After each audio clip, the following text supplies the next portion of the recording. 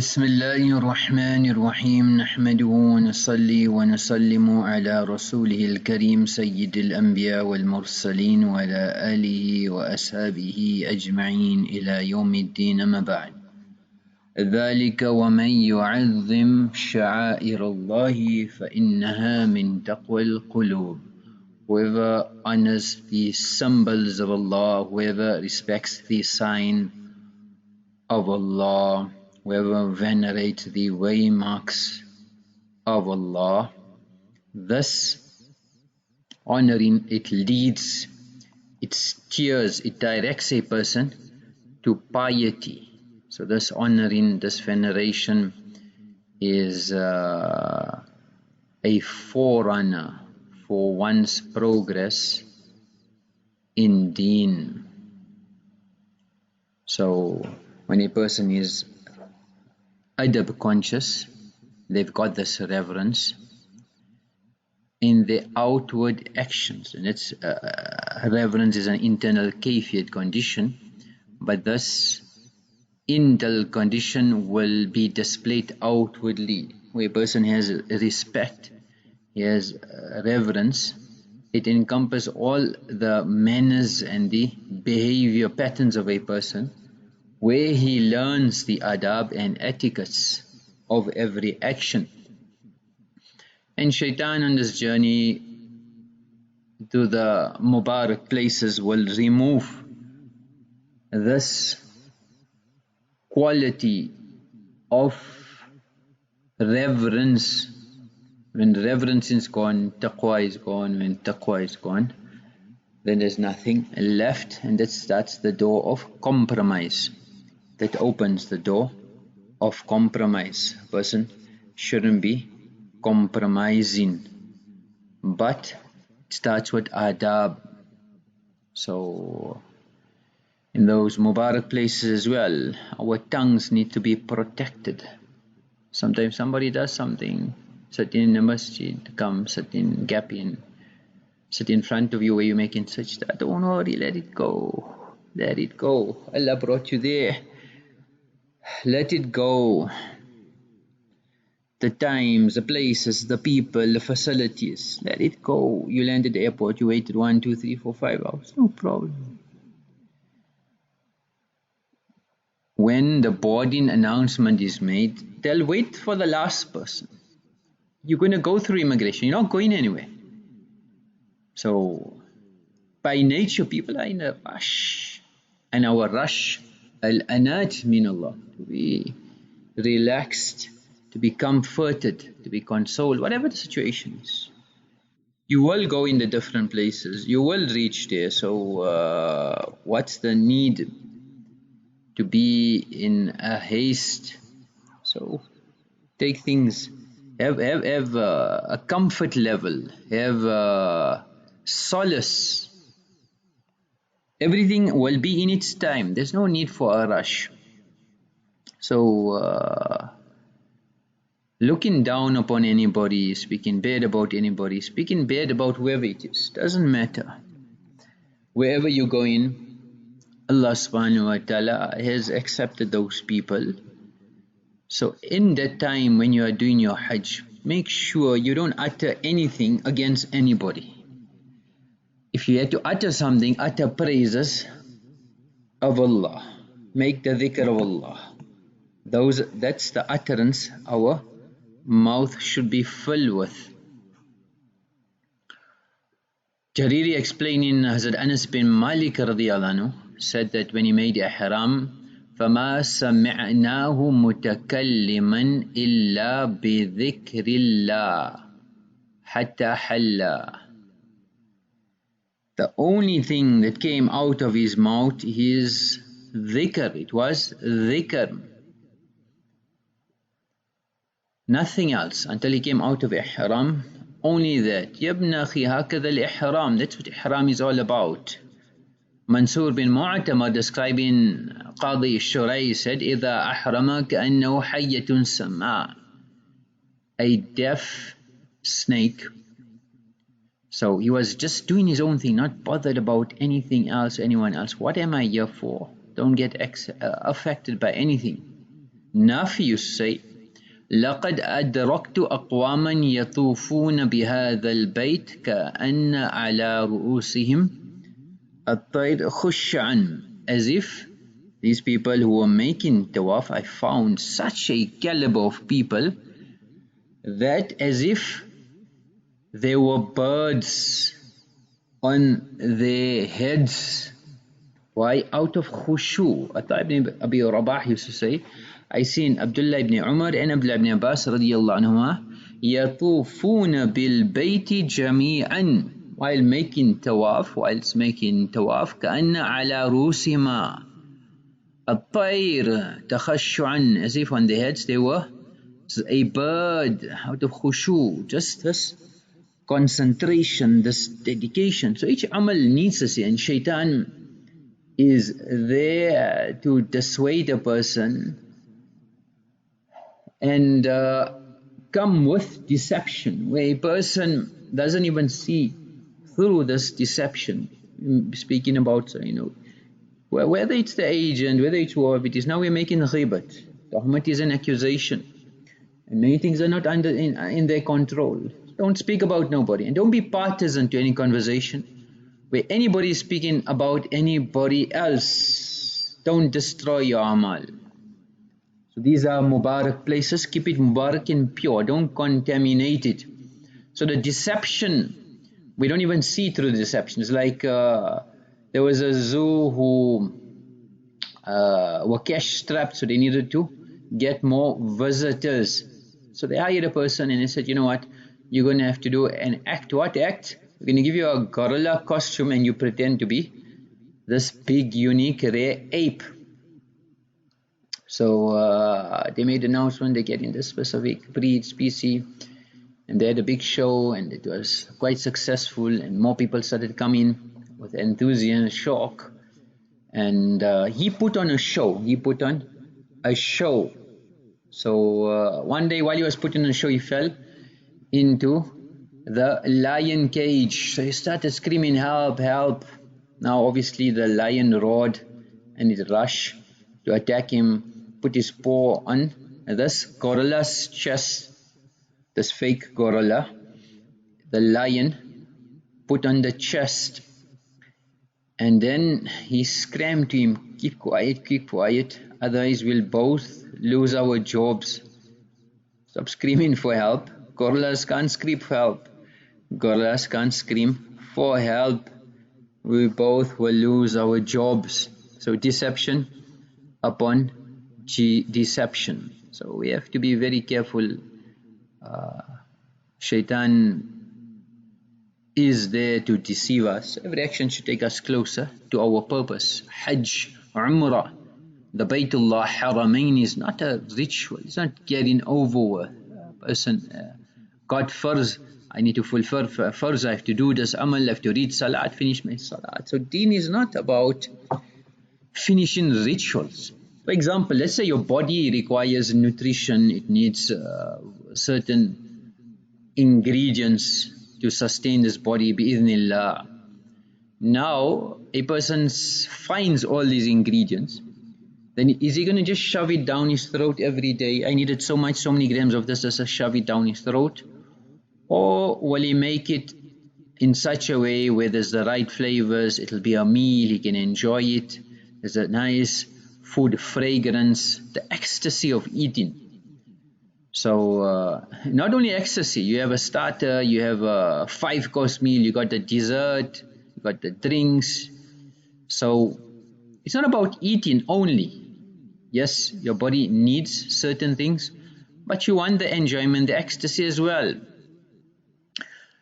So these safars, these asfar, these journeys here are mubarak, but it's not just getting it over with and being done and get back home.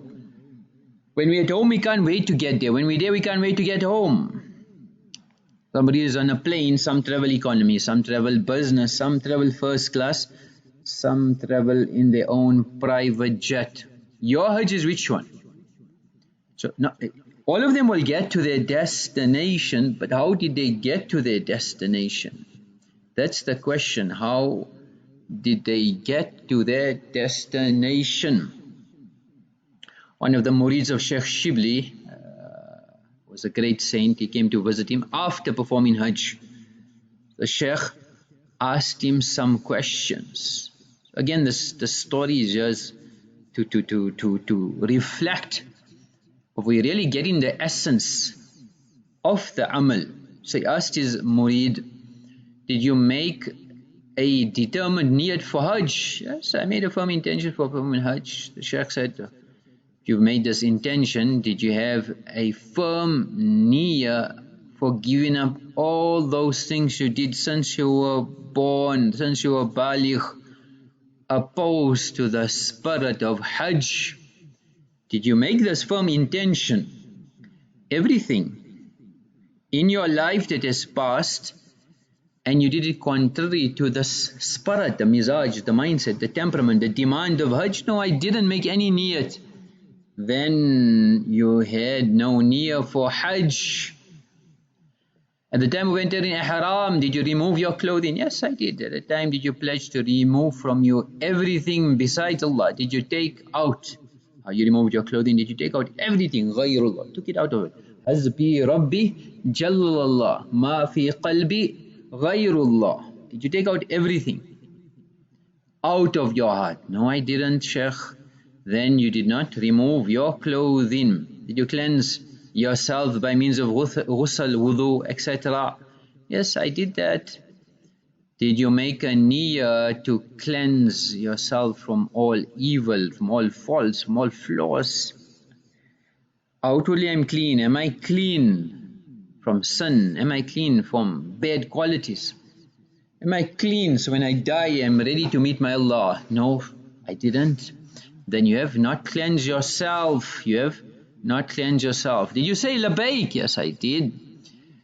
Did you at that time hear the answer, the labbaik from Allah? No, I didn't receive a reply. Then what labbaik did you say? Did you enter the haram? Yes, I did.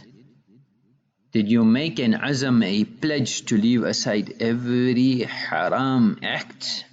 You entered in the haram. You say, I'm going to stay away from haram. No, I didn't. Then you have not entered the haram. Did you go Makkah? Yes, I went to Makkatul Mukarramah. When you went there, did you see Akhirat? No, I didn't see anything. Then you haven't visited Makkah. Did you go to Madinatul Munawwara? Somebody said, yes, I went there. Did you see the sunnah come alive in your life? No. Then you haven't visited there. Did you enter the holy masjid? Yes, I did. When you entered there, you got close. Did you get the closeness of Allah? Did you get the qarub ila Allah? No, I didn't. Then you haven't entered the masjid. Did you see the Kaaba, the Baytullah? Yes. Did you see the Baytullah, the creator of the Baytullah? Did you see Allah in the Kaaba? No, I didn't. I didn't see nothing. Then you never seen the Kaaba. Did you do ramal at the time of tawaf around the Kaaba? Ramal is the running motion. Yes, I did. Did you flee from dunya? Did you run away from dunya? Like you felt you were running away from dunya and you were running towards Allah. Fafirru ilallah. No, I didn't. And in that case you did not perform ramal. You did not perform ramal. Did you place your hands on the Hajar Aswad, the black stone, and kiss it? Yes, I did. Then Shaykh became very pale. He started shaking, trembling. The Hajar Aswad, whoever placed his hand on the black stone, what the Nabi of Allah said is likely, is actually shaking the hands with Allah. Whoever shakes the hand of Allah will remain safe. Did you feel any security? Did you feel any safety? Did you feel any solace, comfort, assurance? Did you feel any relief? No, I didn't. Then you did not touch. You didn't make istilam of the Hajar Aswad. You did not. Did you perform 2 rakats at the Maqam Ibrahim after tawaf? Yes, I did. So you were at the maqam Ibrahim, the maqam of Ibrahim. So at that particular time, you were placed on a high rank by Allah. That spot that you read in Maqam Ibrahim, you were given a very high rank. Did you carry out what was due? What was the purpose? What was the objective of this high rank for where Allah had placed you? You were elevated. Did you fulfill the haqq? No, I didn't. Then you did not perform salah at the Maqam Ibrahim. Safa Marwa, did you do sa'i when you ascended Safa? Yes, I did. What did you do there? I did this, I did takbir, etc. When you made the takbir, did the angel also recite the takbir? Did you have knowledge of the greatness of your takbirs? Did you have the azmat of the one who you are saying Akbar, Allah? And when you descended, did you feel evil and every weakness departing from you and you cleansing yourself, like how you're going down and how things reside, the sun was being depleted, coming out of your system. He said, then you never ascended Safa, nor descended from it. Did you run between Safa and Marwa? Yes. At the time of running, did you feel yourself running away from everything else besides Allah and reaching Allah Rabbul Alameen? No, then you didn't run. Did you ascend Marwa? Yes.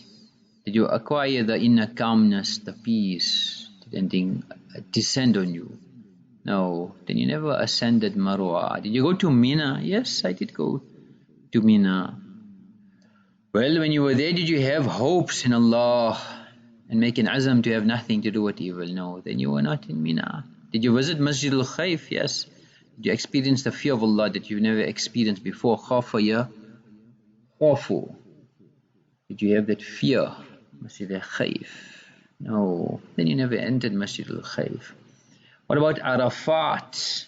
Did you go there? Yes. Arafat, did you recognize the cause for you coming into this world?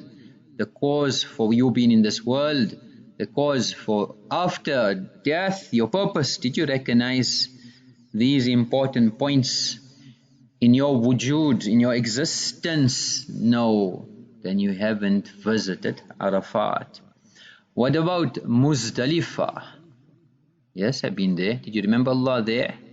You forgot everything else. When you go in the plains of Muzdalifah, remember Allah and forget everything else. No, you didn't go to Muzdalifah. What about Mina? Mina is the place of sacrifice. Yes, I was there. Did you then sacrifice your own self? Were you ready to give your life, your everything for Allah? No. You made the qurbani? Yes. So you were not ready for sacrifice? No. Then you didn't go to Mina, you didn't perform qurbani. What about Rami, belting of the shayateen, the shaitan? Yes, every stone I threw, I did the Rami, I fulfilled the requirements. Okay, so with every stone that you threw, did you feel that you're throwing out of you jahalat, ignorance, and your knowledge increasing?